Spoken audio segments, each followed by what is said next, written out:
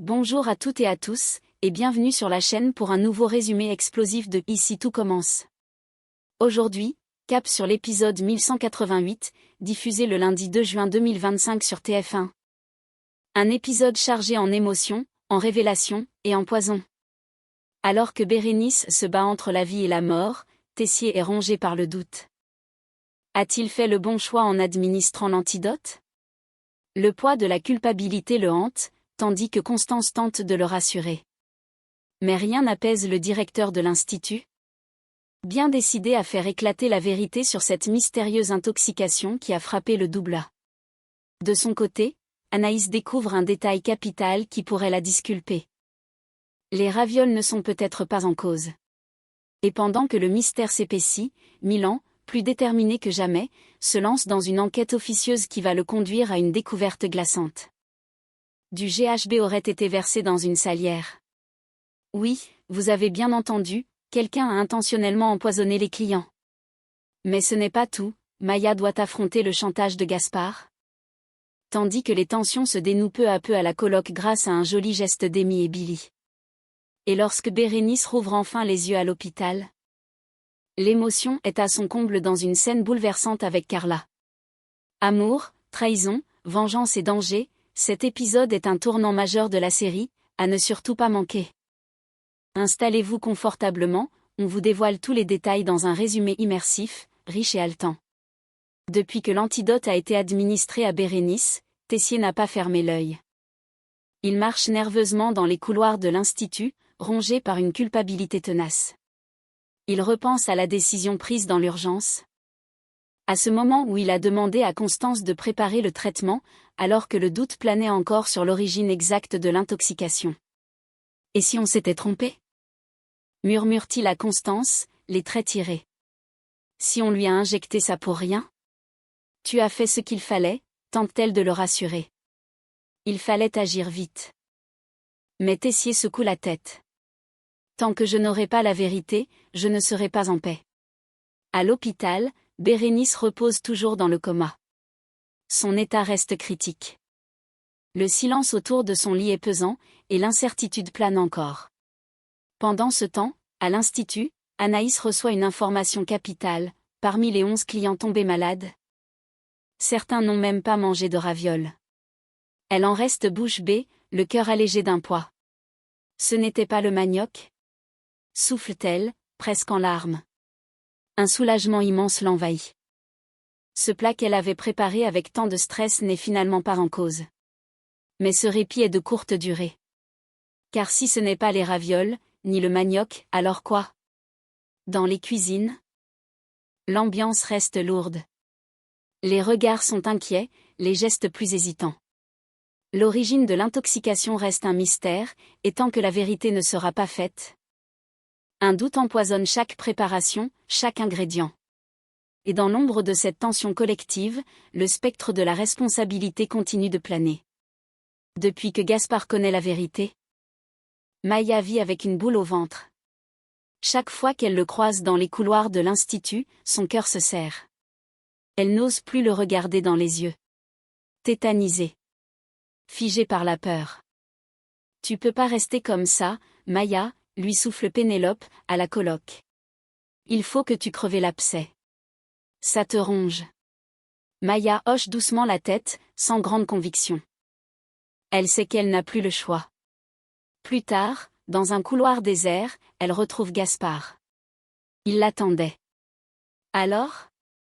Tu comptes me dire quelque chose, lance-t-il, les bras croisés. Maya tente un sourire nerveux, maladroit. Ce rêve, il voulait rien dire, ok? C'était rien. Mais Gaspard n'est pas dupe. Il la scrute avec un petit sourire en coin, presque cruel. C'est pas le rêve qui m'intéresse. C'est ce que t'as peur que Malik découvre. Elle baisse les yeux. Touchée. Et c'est là qu'il attaque. Si tu veux que je garde le silence, tu vas te remettre avec moi. Pour les cours de Clotilde. Binôme obligatoire. Maya le fixe, sidérée. Tu me fais du chantage? Appelle ça comme tu veux. Mais c'est simple, je parle, ou tu fais équipe avec moi. Un instant de silence tendu. Puis Maya relève la tête, les yeux brillants mais déterminés. Non. Je préfère encore tout dire à Malik. Elle tourne les talons, laissant Gaspard seul avec son sourire qui s'efface. Elle a peut-être peur, mais elle a choisi sa vérité. Dans la chambre d'hôpital, un silence presque sacré règne. Les machines émettent leur bip régulier, et le souffle de Bérénice est enfin plus calme. Allongée sur son lit, les paupières frémissent. Puis, lentement, elle ouvre les yeux. Bérénice, murmure Constance, émue, en se levant de sa chaise.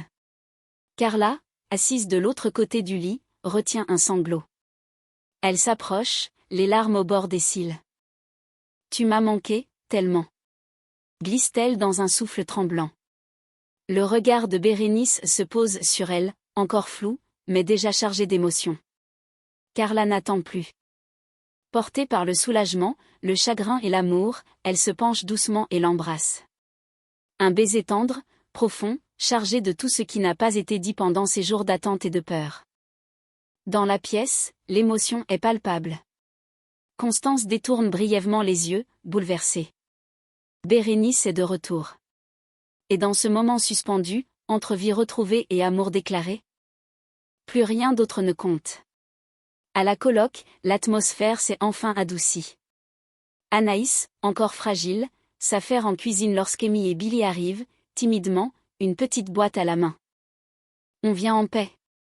Souffle Billy, avec un demi-sourire. Amy enchaîne, un peu gênée. On a été dur. Et injuste. On s'excuse. Anaïs ouvre la boîte, des chouquettes. Un clin d'œil à leur début, à leur moment de complicité.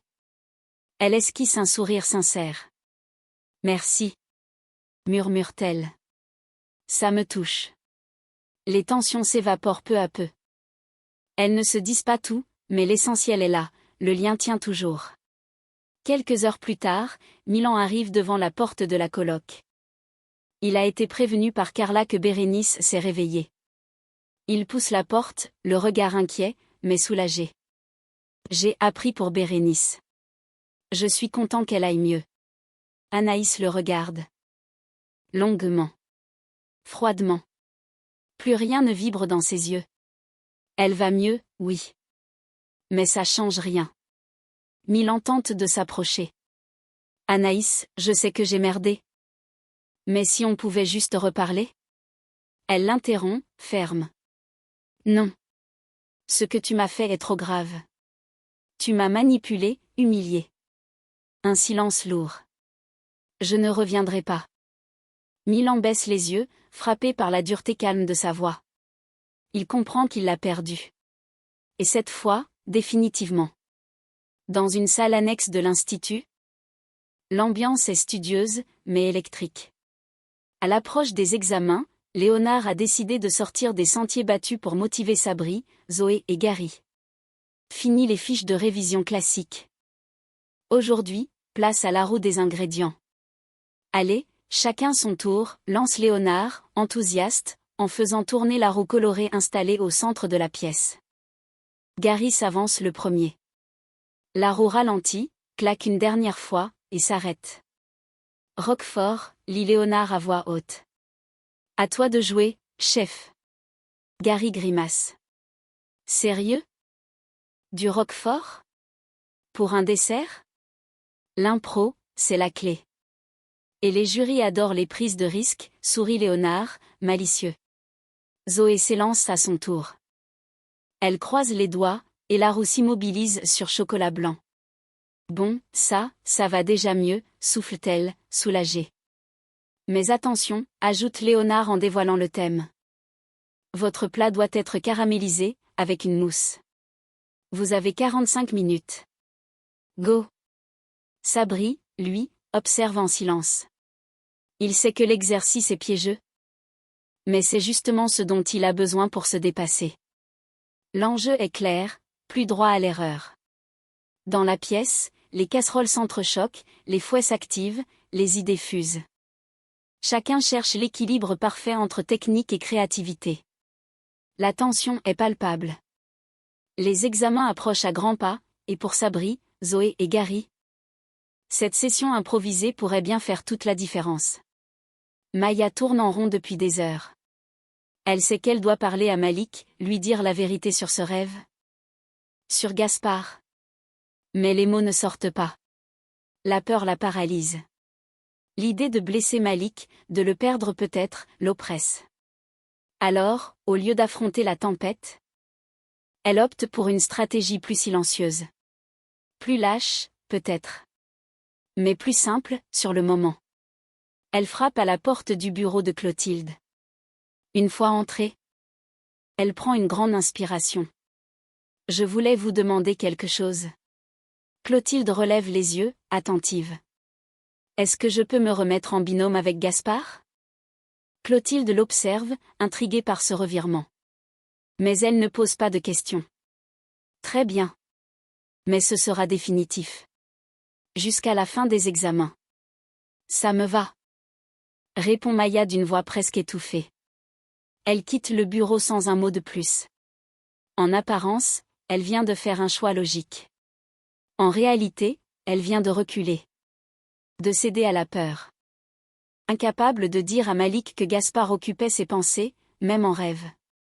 Et à présent, elle va devoir affronter les conséquences, chaque jour, en cuisine, face à celui qu'elle aurait voulu fuir. Le lendemain matin, les couloirs de l'hôpital respirent enfin un peu d'espoir. Bérénice, toujours alitée mais souriante, reçoit la bonne nouvelle de la bouche du médecin. Elle pourrait sortir dès demain. Aucun signe de séquelles.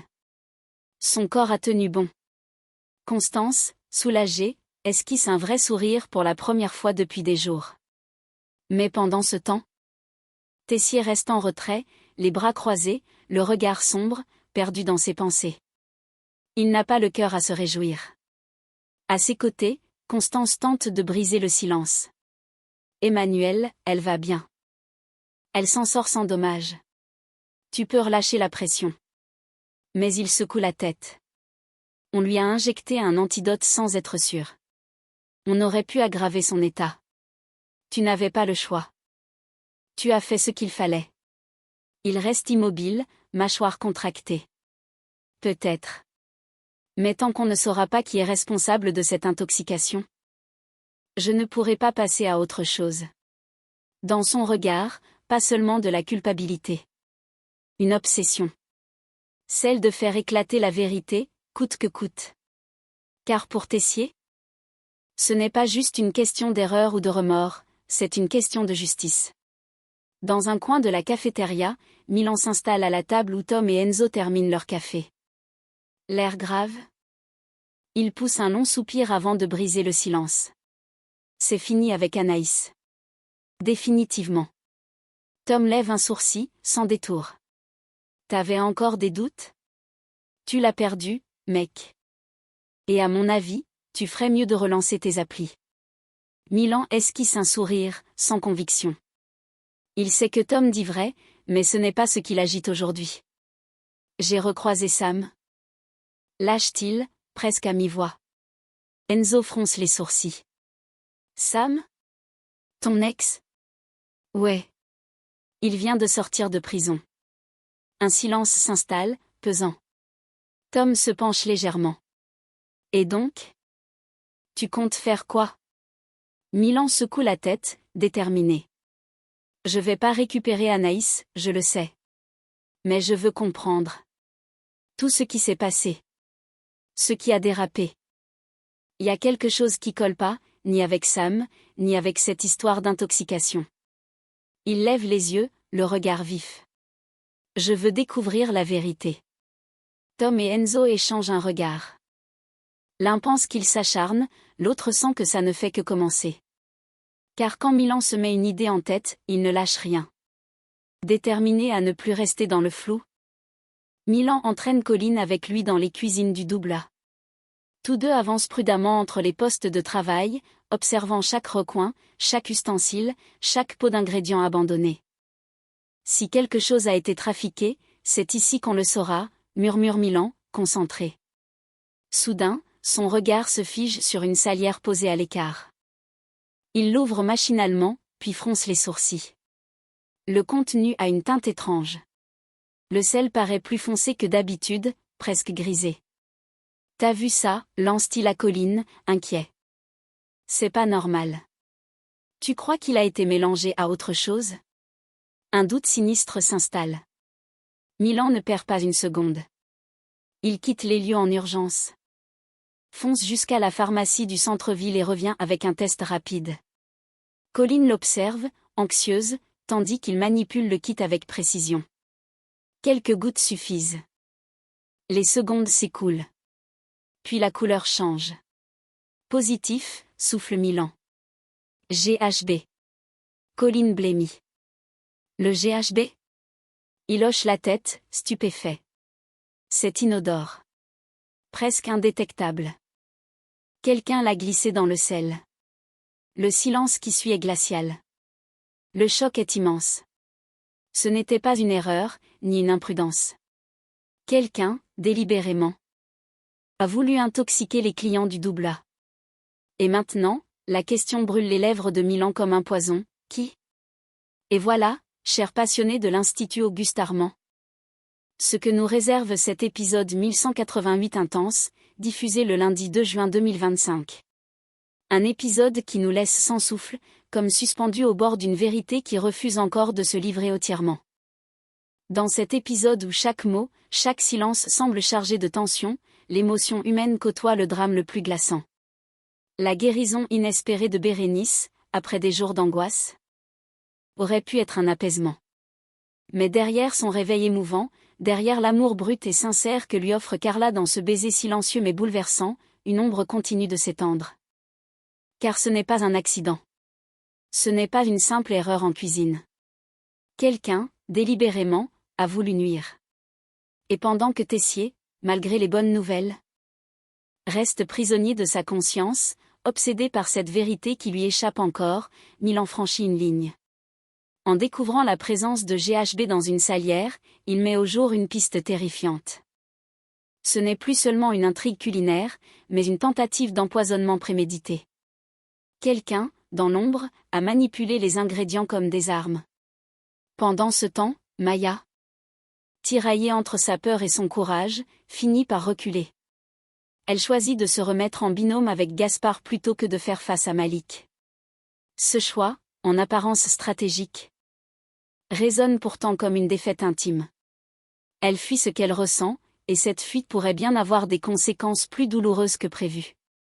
Et puis, au cœur de cette tempête émotionnelle, quelques instants de lumière, le pardon timide mais sincère d'Amy et Billy envers Anaïs, la redécouverte d'une complicité fragile, mais vivante. Dans un monde où la vérité blesse et les secrets détruisent, le lien humain devient plus précieux que jamais. Cet épisode marque un tournant narratif. Un point de bascule entre la douleur et la justice, entre les blessures du passé et les décisions de demain. Tout s'accélère. Tout s'épaissit. Et nous, spectateurs, sommes happés par la noirceur de ce mystère autant que par la lumière qui renaît dans les regards. Alors, la question reste entière, lancinante, obsédante. Qui a saboté le sel? Qui a voulu frapper si fort au cœur du Doubla? Et jusqu'où ira-t-il pour dissimuler son crime? Les réponses approchent. Mais elles coûteront cher. Très cher. D'ici là, n'oubliez pas de vous abonner à la chaîne, d'activer la cloche pour suivre chaque rebondissement, et de partager vos théories en commentaire. Gaspard, Sam, Valdine? Ou quelqu'un d'encore plus inattendu? La vérité est en marche, et elle pourrait tout faire exploser. À très vite pour la suite. Et d'ici là, restez vigilants, car à l'Institut, derrière chaque sourire, il y a peut-être un secret.